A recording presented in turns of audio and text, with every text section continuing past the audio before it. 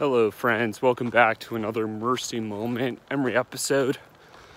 Join me for a walk around the lake in the cloak of darkness with a little bit of drizzle.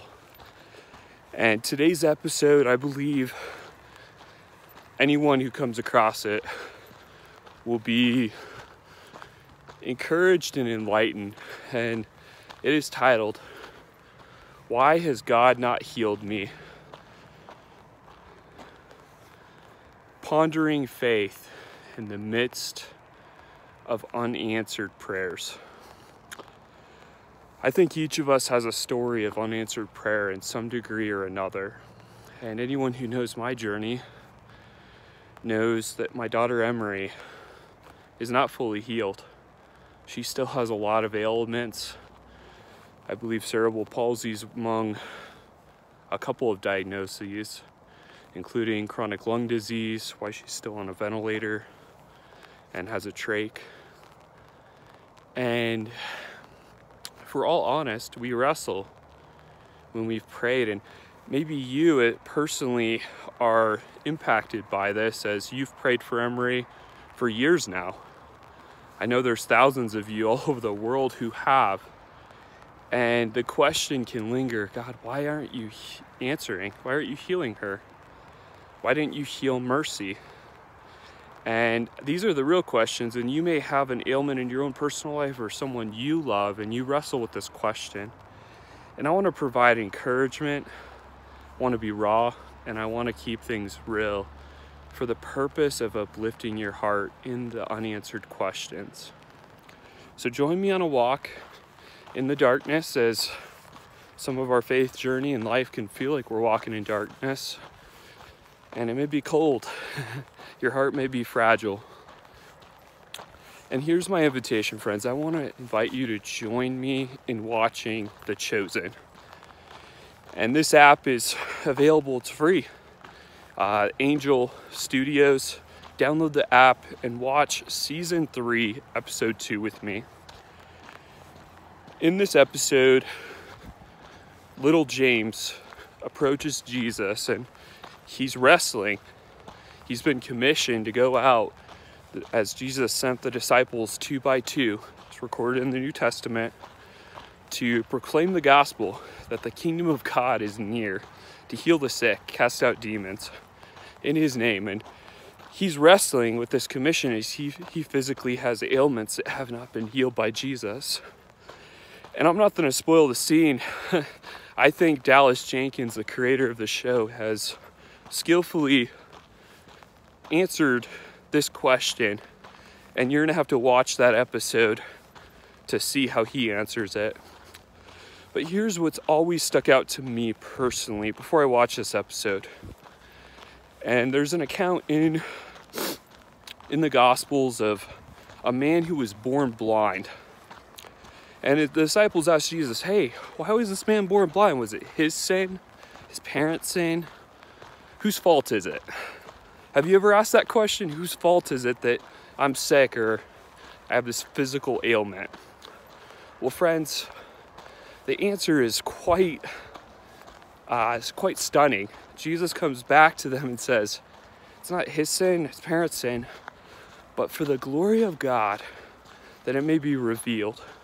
This man had been born blind and was older. He had suffered with this for a while. And some may think, oh God, that's cruel. This man was born blind to display the glory of God? That's not fair. But here's the thing, friends. I find comfort in this because I believe that Emery's ailment, for that fact, your ailment or someone you love, has purpose. And this is what I've discovered over and over in the last 5 to 7 years. There is pain. There's purpose behind the pain when I look to the Father. This is my invitation, friends. Look to him in those uncertainties and those questions, and look to his word. As David says, your word is a lamp unto my feet, a light unto my path. And it illuminates these questions. It brings clarity. And this is where I found my strength with the never-ending crazy of Mercy's death, and Emery's physical ailments that have broken my heart as a father. And this is it. Paul said in the gospel, or in one of his letters, that he endured all things for the sake of the elect. Please don't miss this. He endured all things, and he was shipwrecked. He was beaten.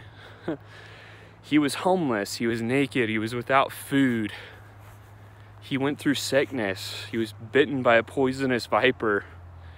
He went through a lot of things, and it says that this is what the fuel that kept him going. I endure all things for the sake of the elect. He realized his suffering was bigger than him.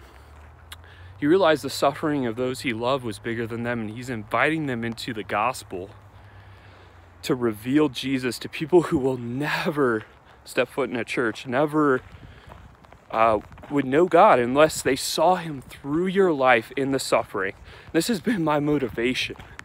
Through all the suffering I've faced individually and in Emery and Mercy's journey, I realized that many are watching. They're looking, is this guy's faith genuine? Is this Jesus guy really real?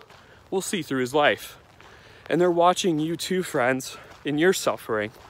And they're going to see if he is revealed through your suffering, because he wants to. This is what I've found over and over. He wants to, through the death that you face in your suffering, he wants to bring resurrection.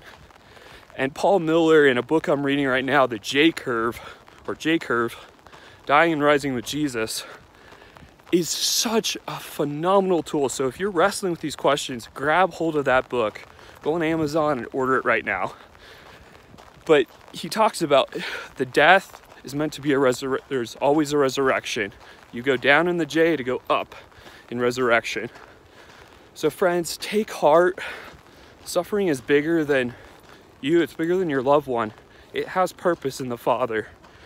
May we look to him and receive that purpose so that our hearts are liberated and not crushed by the suffering, but strengthened, because Jesus was not crushed. He was crushed, the physical, but he persevered because he had purpose. And this, a theology of suffering, is of vital importance. It's one of the most important things I've developed in the last 20 years of life. It's pursuing God. What do you have to say about this? So let's find it. Let's walk in purpose, friends. Till next time, onwards and upwards with grace and grit.